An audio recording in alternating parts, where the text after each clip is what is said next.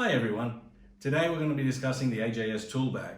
It's ideal for students, club members, even jewelers that are taking tools from bench to bench. It's made from a heavy-duty cordura, has heavy-duty latches on it, carry handle, and we've included a shoulder strap as well so you can just sling it over your shoulder and off you go. I'll show you here a sample where we've got one loaded up with some tools so you can see the range of tools that you can put into it.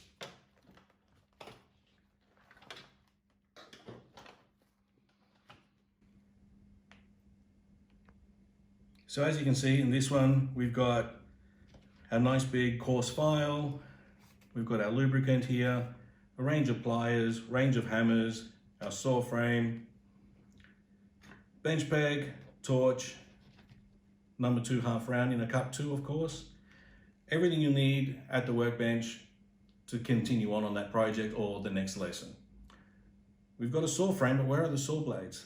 In the front pocket of your bag, on the outside, is where you would keep your saw blades, your precious metals, anything else that you need to grab in a hurry or don't want to get mixed up in the rest of the bag.